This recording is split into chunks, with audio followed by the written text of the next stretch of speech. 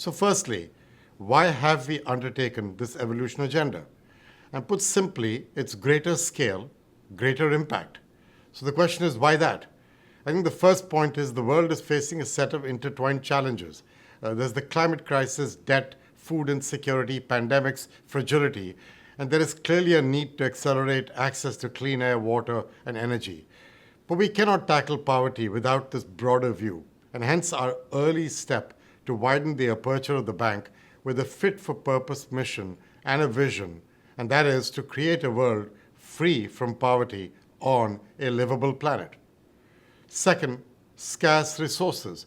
And nearly all estimates make clear that adequate progress requires trillions annually. And third, the urgency, time, is of the essence. So to illustrate one point on that, in the next 10 years, 1.1 billion young people across the global south will become working age adults. But in the same period and the same countries, we are currently expected to create 325 million jobs. We need a better bank to address all these challenges, but also a better bank for the challenges of tomorrow. So second, what have we done and what's next? The G20 leaders challenged the World Bank Group to change and to be a bigger part of the solution. They gave us a roadmap to evolve, an ambition for speed, simplicity, better leveraging our balance sheet, by engaging partners and the private sector. So we kind of took that roadmap and followed it diligently. The senior leadership in the bank have all pursued different elements of that roadmap, and we've kind of worked across the institution to implement each of these. There were 30 recommendations from the G20 expert group. We are in the process of implementing the 27 of those that apply to this institution and get that behind us. So let's talk about speed. Building a faster, quicker bank.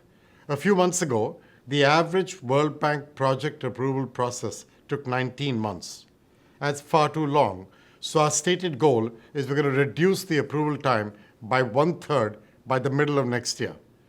Now we're about halfway to that goal. We've knocked off about 3 months out of those 6 odd months we need to do, but there's clearly more to come. Simplicity.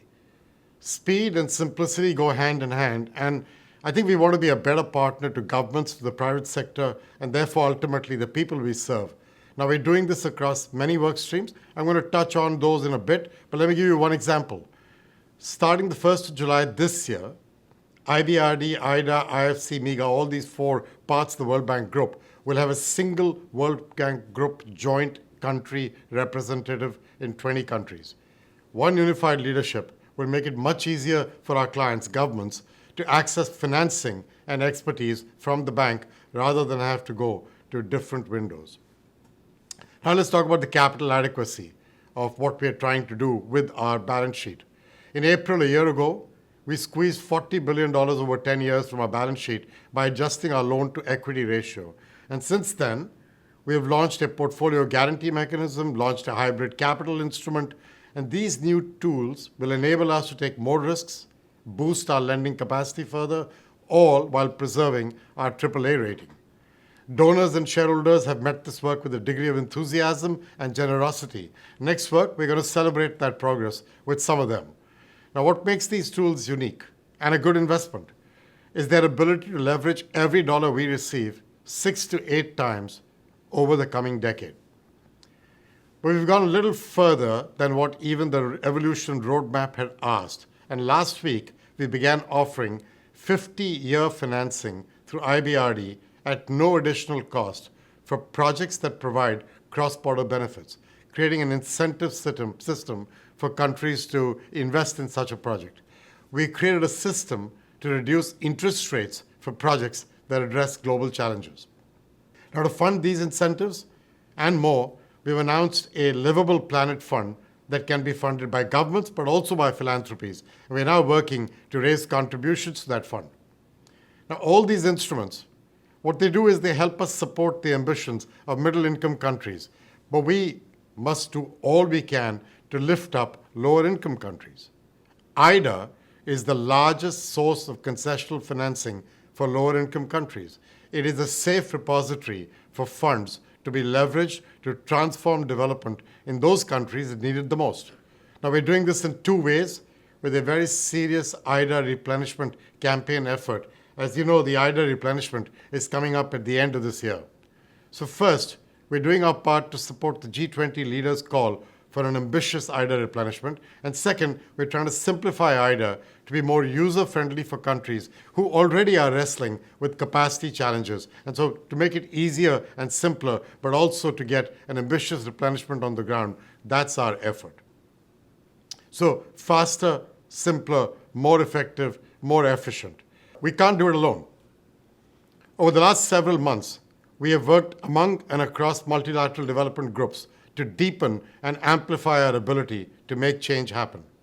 We have new bilateral partnerships with the Inter-American Development Bank, with the Islamic Development Bank, and by the end of next week, we will have 2 more announced. And across the MDBs, we have a working group that is working through a plan to first work with credit rating agencies to help improve their understanding of our work and our risks. They are integral to unlocking the full potential of callable capital. Second, very soon, we will announce a new co-financing platform that I think can be a game changer for clients and for the MDBs to work together.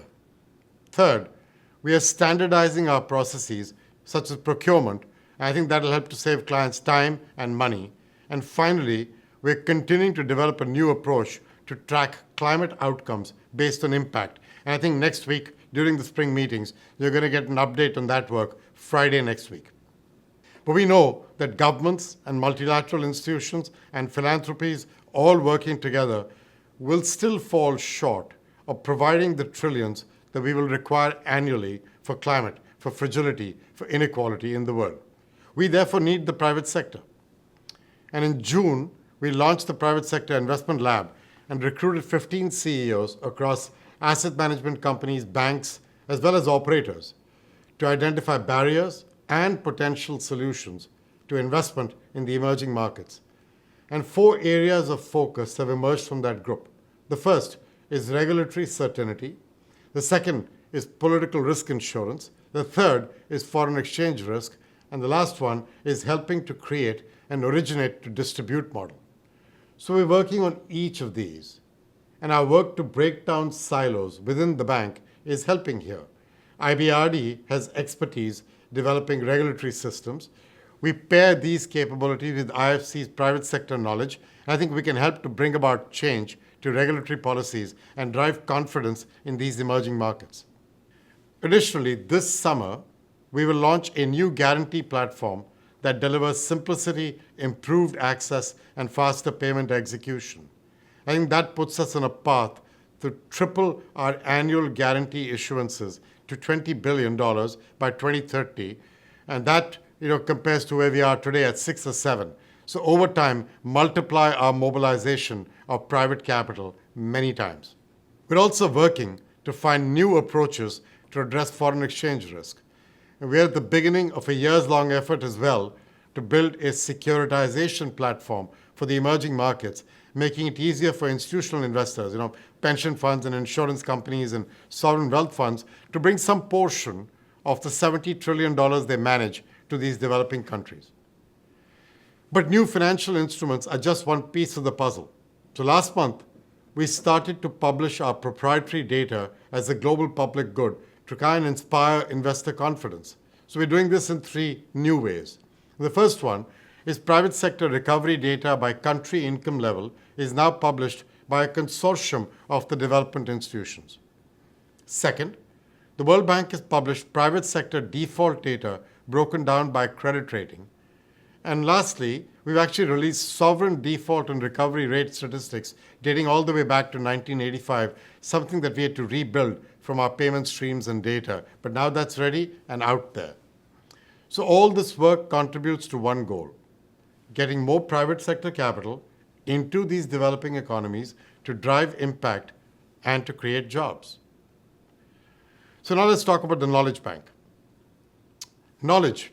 This has been part of the World Bank since the time we began. We are a funding bank, a money bank, but we're very much also a knowledge bank. And that's the idea, refocusing the World Bank, not just as a funding mechanism, but also as a knowledge mechanism. And by July 1, a new structure will be in place. You're going to see next week how we're already using this model to do some interesting, scalable, bigger things. So the model will have 5 pillars. People, which is health, education, social protection schemes.